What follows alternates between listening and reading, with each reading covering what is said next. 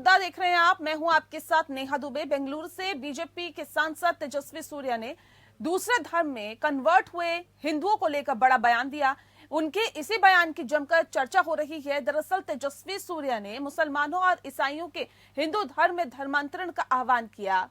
उडुपी के श्री कृष्ण मठ में 25 दिसंबर को तेजस्वी सूर्य द्वारा दिए गए भाषण का विरोध सोशल मीडिया पर वायरल हो रहा है।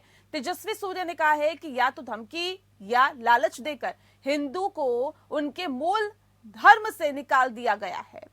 इस विसंगति को दूर करने का केवल एक ही संभावित समाधान है और वो है ऐसे सभी लोगों की हिंदू धर्म में वापसी। बीजेपी सांसद ने कहा कि इतिहास में जो लोग विभिन्न सामाजिक, रणनीतिक, धार्मिक कारणों से हिंदू धर्म से बाहर चले गए हैं, उन्हें पूरी तरह से उनके मातृ धर्म हिंदू धर्म में वापस लाया जाना चाहिए। इस भाषण का वीडियो ट्वीट करते हुए तेजस्वी ने लिखा कि सदियों से विदेशी आक्रमणकारियों द्वारा शासित होने के बाद भारत विश्वगुरु के रूप में फिर से उभर रहा है। बीजेपी के युवा नेता सूर्य ने कहा कि इस्लाम और ईसाई धर्म केवल धर्म नहीं बल्कि राजनीतिक साम्राज्यवादी विचारधाराएं हैं।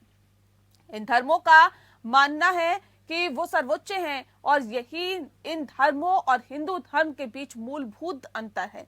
साथ ही कहा कि तलवार चलाकर इन धर्मों का प्रचार प्रसार किया गया, हिंदू को उसके मातृ धर्म में निकाल दिया गया और ऐसे में इस विसंगति को दूर करने के लिए केवल एक ही संभावित समाधान है। तेजस्वी ने कहा कि जिन लोगों ने अपने मातृ धर्म को छोड़ दिया है और भारत के इतिहास के दौरान विभिन्न सामाजिक, राजनीतिक, आर्थिक कारणों से हिंदू धर्म से बाहर चले गए हैं, उन्हें पूरी तरह से उनके मातृ धर्म हिंदू धर्म में वापस लाया जाना चाहिए। ये वीडियो हरिद्वार के धर्म संसद वीडियो उसी कड़ी में आता है जिसमें हिंदू नेताओं ने विवादित बयान दिए थे, जिसके चलते धर्म संसद के खिलाफ एफआईआर दर्ज की गई। आपको बता दें कि इससे पहले इसी महीने चित्रकूट में आयोजित एक हिंदू एकता महाकुंभ में आरएसएस के सरसंघ चालक मोहन भागवत ने कहा था कि जो हिंदू धर्म को छोड़ चुके हैं और दूसरे धर्म में परिवर्तित हो चुके हैं, उनकी घर वापसी होनी चाहिए। भागवत ने कहा कि भय ज्यादा दिन तक बांध नहीं सकता, अहंकार से एकता टूटती है। हम लोगों को जोड़ने के लिए काम करेंगे। महाकुंभ में शामिल हो रहे लोगों को उन्होंने इसका संकल्प भी दिलाया। दरअसल हिंदुत्व का मुद्दा बीजेपी के लिए काफी अहम रहा है। राम मंदिर आंदोलन से लेकर अब तक बीजेपी को हिंदुत्व से ही जोड़कर देखा जाता रहा है। यही कारण है कि उत्तर प्रदेश और उत्तराखंड के चुनाव प्रचार प्रसार में भी बीजेपी जोर शोर से मंदिरों का मुद्दा उठा रही है। भले ही बीजेपी ये कहती हो कि उनके लिए हिंदुत्व और मंदिर चुनावी नहीं बल्कि आस्था का विषय है, लेकिन हकीकत सभी जानते हैं। इसी का नतीजा है कि अब कांग्रेस भी बीजेपी की राह पर चलने के लिए विवश हो गई है।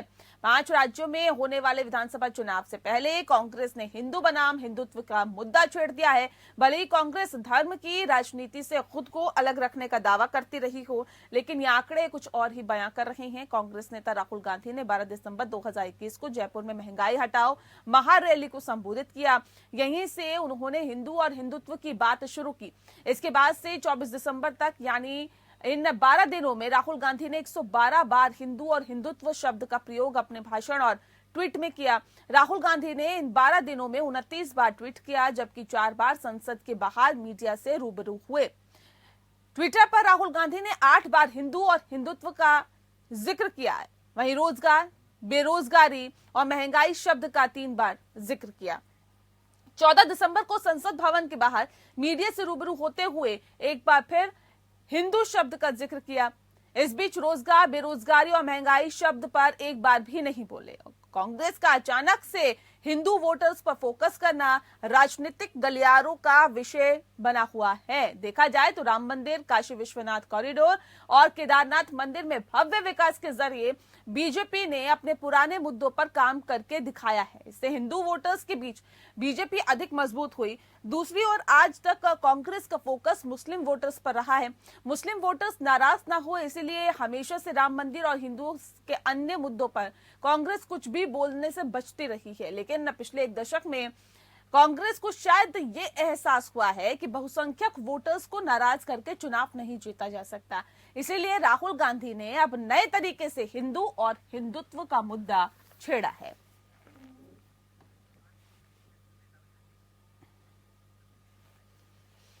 और चलिए इस पूरे विषय पे ज्यादा तफसील से चर्चा करने के लिए हमारे साथ खास मेहमान मौजूद हैं, उनसे आपका परिचय करा देते हैं। रमाकांत मिश्रा जिस वक्त हमारे साथ है, बीजेपी के नेता हैं, और साथ ही साथ विजय कौशिक जिस वक्त हमारे साथ जुड़ गए हैं, जो कि कांग्रेस के नेता है। आप दोनों का बहुत स्वागत है।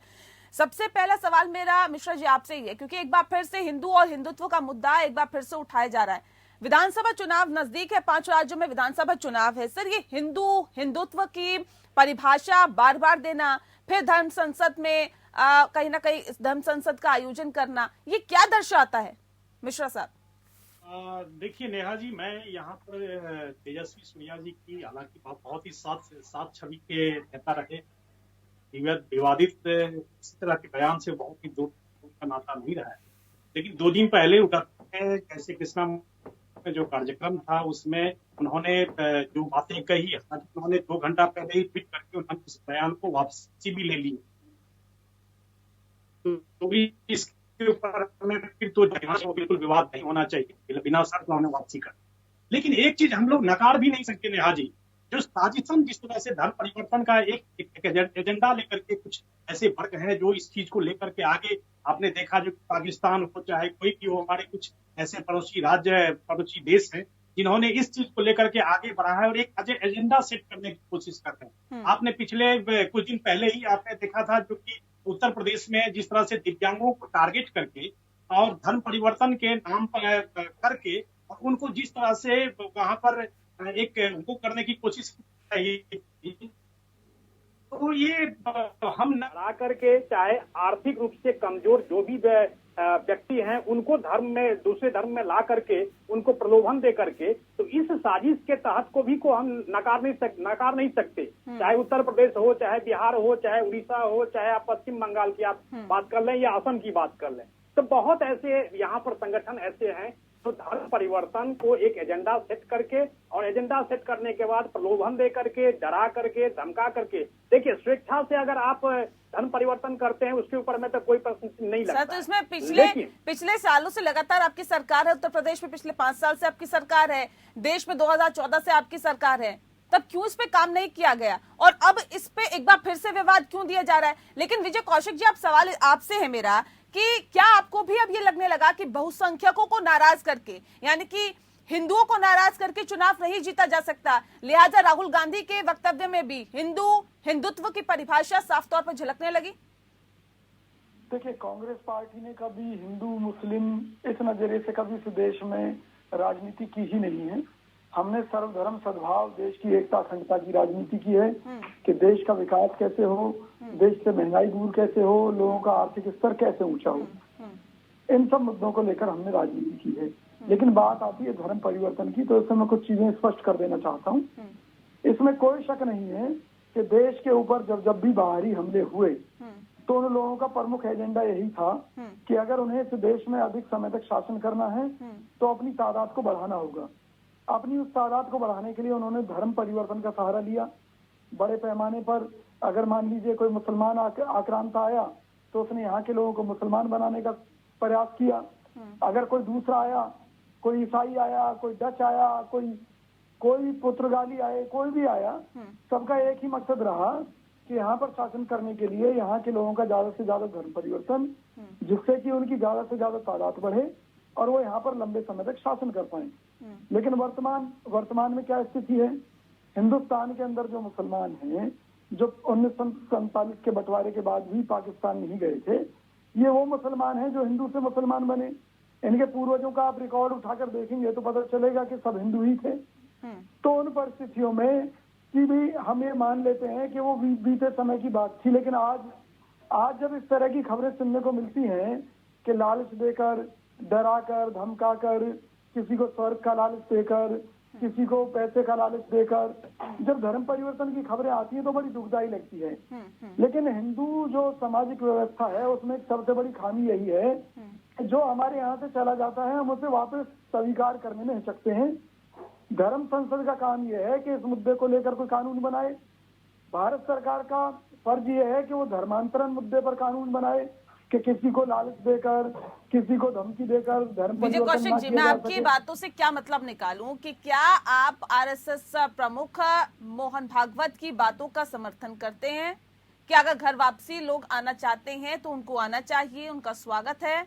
अगर अब कुछ ऐसे लोग जो कि दूसरे धर्म में परिवर्तित हो चुके हैं, वो फिर हिंदू बनना चाहते हैं, तो उन्हें बनना चाहिए। नहीं, अगर कोई स्वेच्छा से आना चाहता है तो उसका स्वागत है हिंदू धर्म में, किसने मना किया? लेकिन उसे सामाजिक अधिकार कौन देगा? मोहन भागवत इस बात को तय कर दे कि भाई जो दूसरे धर्मों से लोग वापसी करेंगे, हिंदू धर्म में अपनी वापसी करेंगे, जो हिंदू धर्म से गए हुए हैं, वो अगर आएंगे तो उन्हें सरकार की तरफ से या सामाजिक स्तर पर इस तरह का एक प्रोटेक्शन मिलेगी कि जिससे कि वो हिंदू जो समाज है उसमें घुल मिल सके, उसमें जीवन जी सके। पता चलेगा कि वो वापस आ भी गए और यहाँ पर उनकी स्थिति 2M 3M मतलब बिल्कुल ठीक है। अंतिम दर्जे की 12 हो दिनों गई। में राहुल गांधी ने 112 बार हिंदू और हिंदुत्व शब्द का प्रयोग किया। अपने भाषणों में, ट्वीट में उन्होंने ये शब्द का प्रयोग किया। राहुल गांधी ने इन 12 दिनों में 29 बार ट्वीट किया है, जबकि 4 बार संसद के बाहर मीडिया से रूबरू भी वो हुए हैं।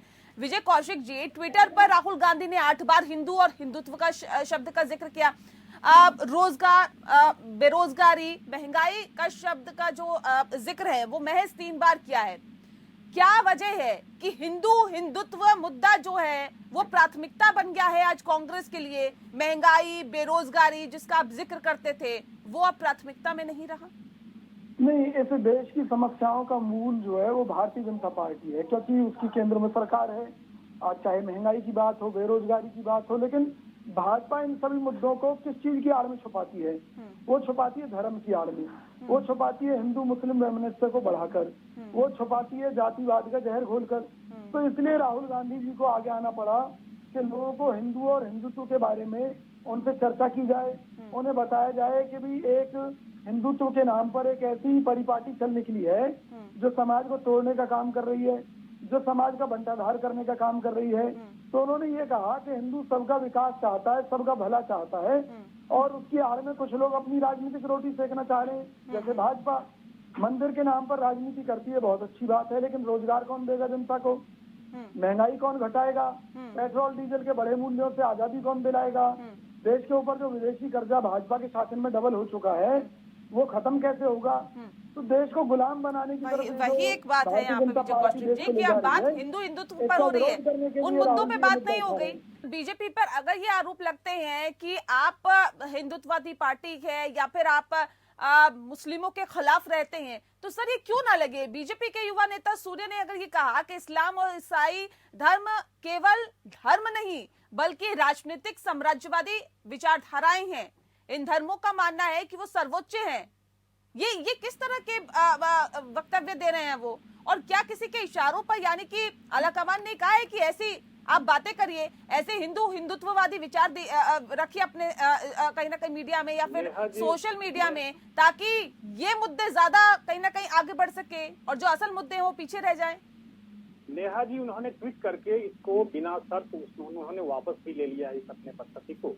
लेकिन यहाँ पर एक चीज मैं जरूर जोड़ना चाहूंगा, संजीव जी इस चीज को तो मान रहे हैं जो कि यहाँ साजिशन धर्म परिवर्तन होता आया है, और पहले भी जो विदेशी आक्रांता थे वो निश्चित तौर पर हमें डरा करके, धमका करके और पूरी तरह से उन्होंने धर्म परिवर्तन करने की साजिशें रची, क्योंकि ज्यादा समय तक अगर उनको सत्ता चाहिए था तो निश्चित तौर पर इस तरह का काम उन्होंने करना था। लेकिन एक चीज मैं जरूर कहना चाहूंगा यहाँ पर, जो कि जहां तक बात है जो कि साजिश के तहत, तो मैं कह रहा हूं जो कि जैसे अभी उत्तर प्रदेश में भी जिस तरह से साजिशन अगर कोई धर्म परिवर्तन करता है उसके लिए उन्होंने कानून भी उन्होंने ला करके, इसी तरह से उत्तर प्रदेश के तर्ज के ऊपर में और भी प्रदेश हैं जो कानून लेकर के आ रहे हैं, और जो जिसमें भी साजिशन अगर धर्म परिवर्तन कराया जा रहा है तो उनके ऊपर में बिल्कुल कठोर कार्रवाई की जाएगी। जहां तक बात है सामाजिक दृष्टिकोण से इसको समाज में वापस लेने की, तो अगर कोई स्वेच्छा से अगर आता है तो निश्चित तौर पर समाज में इसका स्वागत होना चाहिए। लेकिन अगर जैसे तेजस्वी सूर्या जी का जिस तरह से बयान आया था और उसमें उसको हालांकि वो कहना कुछ और चाह रहे थे, लेकिन उसको किस तरह से एक अलग दृष्टिकोण से इसको आगे बढ़ाया जा रहा था, क्योंकि विवाद बढ़ता जा रहा था, इसीलिए उन्होंने इस तरह के वक्तव्य को वापस ले लिया। लेकिन साजिशन अगर कोई धर्म परिवर्तन करता है अगर कोई, तो निश्चित तौर पर उसके ऊपर में कठोर कार्रवाई होनी चाहिए। सामाजिक दृष्टिकोण से भी उसका बिल्कुल बहिष्कार होना चाहिए, प्रदेश के स्तर पर में कठोर कानून होना चाहिए, और केंद्र सरकार बिल्कुल इसके ऊपर में संवेदनशील है, जो ऐसे व्यक्ति को निश्चित कठोर से कठोर सजा मिलती है। लेकिन मिश्रा जी, अब सवाल इस बात को लेकर भी है ना कि ये जो धर्म संसद हो रही है, इससे पहले हरिद्वार में हुई, दिल्ली में भी हिंदू युवा वाहिनी की एक बैठक हुई थी, उसमें भी जहरीले बयान दिए गए थे। अब सवाल इस बात को लेकर है, लगातार ये जो धर्म संसद हो रही है, इस तरह के जो कार्यक्रम हो रहे हैं, इसमें जहर उगला जा रहा है। प्रधान नहीं होना चाहिए। नहीं, आप ये बताइए, राष्ट्रपिता महात्मा गांधी की खिलाफत की जाती है, नाथूराम गोडसे को की तारीफ की जाती है, ये क्या है? ये क्या है और ये क्या संदेश देने की बीजेपी कोशिश करती है, या फिर धर्म संसद के जरिए ये क्या संदेश देने की संत समाज कोशिश कर रहा है? देखिए, मैं कह रहा हूं जो कि जो भी टिक्का टिप्पणी इस तरह की होती है, जिसको जो कानून जिसको दोषी करार दिया उसको हम उसका महिमा मंडन करें, बिल्कुल नहीं, इस चीज को कोई डिफेंड नहीं कर सकता, खास करके।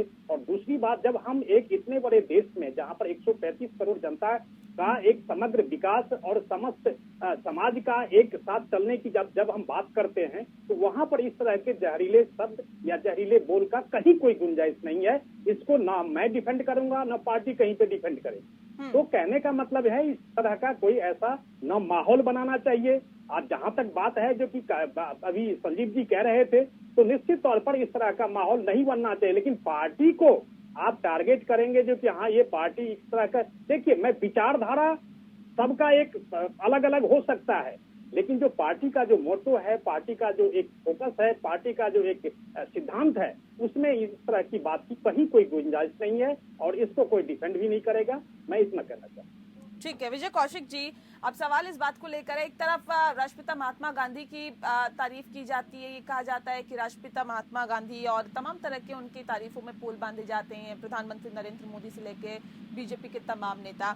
और आपको याद होगा, लोकसभा चुनाव से पहले एक सांसद ने जब नाथूराम गोडसे के पक्ष में बयान दिया था, उसके बाद प्रधानमंत्री की नाराजगी भी खुलकर सामने आई थी। लेकिन अब ये धर्म संसद हो रही है, इससे पहले जब दिल्ली में धर्म संसद हुई थी, माफ कीजिएगा, दिल्ली में हिंदू युवा वाहिनी का एक जो प्रोग्राम हुआ था, उसमें भी ये कहा गया था कि अगर हमारे हाथ में बंदूक हो तो हम नाथूराम गोडसे बन जाए और मनमोहन सिंह को छल नहीं कर दे। इस तरह के जो बयान है ये लगातार सामने आ रही हैं। क्या लग रहा है, ये जो धर्म संसद हो रही है, ये विधानसभा चुनाव से पहले क्या इसके कुछ राजनीतिक मायने आप समझते हैं? क्या इसके कोई राजनीतिक मायने हैं, या फिर ये संत समाज की अपनी प्रतिक्रिया है जो वक्त वक्त पे उजागर करते रहते हैं? देखिए, ये जितनी धर्म संसद हो रही है, ये सब फ्रॉड धर्म संसद हैं। इनका धर्म से कोई लेना देना नहीं है। इनमें जितने भी पंडे पुजारी और जितने भी साधु बैठे हैं, मैं उन्हें लानत भेजता हूँ। क्यों लानत भेजता हूँ? कि धर्म संसद का काम है देश की संस्कृति को बचाना। क्या यह लोग देश की संस्कृति को बचाने का काम कर रहे हैं? जब धारा 377 को लेकर सुप्रीम कोर्ट ने अपनी जजमेंट दी थी, तब क्या ये साधु संत कहाँ डूब कर मर गए थे चुल्लू भर पानी में? आज हमारे देश के बच्चे क्या संस्कृति सीख रहे हैं? हिंदुओं के बच्चों का क्या आज हाल है?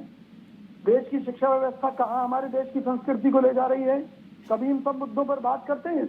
जो बाबा रामदेव आर्य समाज से जिसने जन्म लिया चला, वो आज लाला रामदेव बन गया है। आज संस्कारों की बात कौन कर रहा है? याद रखिएगा, अगर देश के संस्कार देश के हिंदुओं में नहीं बचे तो ये संस्कृति नष्ट हो जाएगी, क्योंकि संस्कारों से संस्कृति बनती है। और आज देश में जो हमारे युवा हैं, जो बच्चे हैं हिंदुओं के, उनके संस्कार नष्ट होते जा रहे हैं। ये साधु संत क्या कर रहे हैं? कौन सी क्लासेस चला रहे हैं बच्चों के लिए? आप मुझे बताइए। ये तो आज जो एक जहर बो रहे हैं समाज के अंदर, इसके बड़े दूरगामी परिणाम होंगे। ये कहना चाहते हैं बंदूक उठाओ मार दो। अरे भाई, हमारा धर्म तो कहता है सर्वे भवन्तु सुखिनः सर्वे सन्तु निरामया सर्वे भद्राणि पश्यन्तु माँ कश्चित् दुःख भाग् भवेत्। हम जितने भी यज्ञ करते हैं, जितने भी धर्म कर्म करते हैं, वो सबके सृष्टि के कल्याण के लिए करते हैं। आज हमारे बच्चों को मालूम ही नहीं है सृष्टि क्या है, हमारा धर्म क्या है, हमारे जो प्रत्यक्ष के 5 देवता हैं कौन है। आज तो मंदिर के बाहर भी आपको ऐसे बच्चों की संख्या बड़ी तादाद में मिलेगी जो यूं भगवान के आगे यूं करते हैं। तो किधर जा रही है हमारी संस्कृति? ये जो फिल्में हैं, ये जो टेलीविजन है, ये जो मोबाइल है, हमारे देश की संस्कृति का, हमारे देश के बच्चों के संस्कारों का सत्यानाश कर रहा है। उसके लिए बाबा लोग सड़कों पर क्यों नहीं उतरते? चुल्लू भर डूब पानी में डूब मर जाना चाहिए। ठीक है, ये लोग संस्कृति के रक्षक बनते हैं। ठीक है मिश्रा जी, एक आखिरी सवाल, मैं क्योंकि कार्यक्रम के आखिरी पड़ाव में हूँ, अगर सूर्या ने ये कहा कि एक टारगेट सेट होना चाहिए सालाना कन्वर्टेड को लेकर कि आखिर किस तरह से आपको कन्वर्जन करवाना है, तो क्या वाकई आपको लगता है कि अब बीजेपी इस पर भी काम करना शुरू कर रही है? नहीं, मैं एक पहले टारगेट एक बात का जवाब दे रहा हूँ। मैं ये कहना चाहता हूँ बड़े स्पष्ट शब्दों में कि इस सबसे पहले जरूरी है कि जो हिंदू हैं वो आगे किसी दूसरी बिरादरी में ना जाएं, अपने धर्म को छोड़कर। इसके लिए इन साधुओं को चाहिए कि संस्कारों की पाठशाला शुरू करें देश में। अगर संस्कार खत्म हो गए ना हिंदुओं के बच्चों के, तो वो हिंदू भी नहीं रहेंगे। और ये नहीं, संस्कार तो संस्कार जाहिर तौर पे घर से मिलते हैं और घर से ही इसकी शुरुआत भी करनी चाहिए। मिश्रा जी सवाल का जवाब दे दीजिए। जी जी नेहा जी, मैं एक चीज कहना चाहूंगा। देखिए, एक टारगेट सेट करना इस तरह के शब्द का मैं वहाँ पर उसको फेवर नहीं कर रहा हूँ। मैं ये कह रहा हूँ, अगर कोई स्वेच्छा से जिसने धर्म परिवर्तन कर लिया हो और किसी भी साजिशन तहत अगर कर लिया है, तो स्वेच्छा से अगर आता है, अपने धर्म में वापस आते हैं, तो निश्चित तौर पर उनका स्वागत होना चाहिए। लेकिन ये टारगेट के तहत किसी को अगर दिया जाए, किसी वर्ग को, किसी संगठन को, तो इसके ऊपर मैं बिल्कुल ही इस चीज को डिफेंड नहीं करूंगा। लेकिन जहां तक बात है, उन्होंने ट्वीट करके वापस भी ले लिया इस बयान को, इसलिए इससे आगे का कोई अब विवाद ही नहीं बचा रहा। ठीक है, बहुत शुक्रिया आप दोनों मेहमानों का हमारे साथ इस खास चर्चा में शामिल होने के लिए। तो एक बार फिर से हिंदू और हिंदुत्व की लड़ाई बढ़ती जा रही है, विधानसभा चुनाव नजदीक है, लिहाजा ऐसे में अब बीजेपी की राह पर ही कहीं ना कहीं कांग्रेस भी चलती हुई दिखाई दे रही है। मुद्दा में इतना ही, नमस्कार।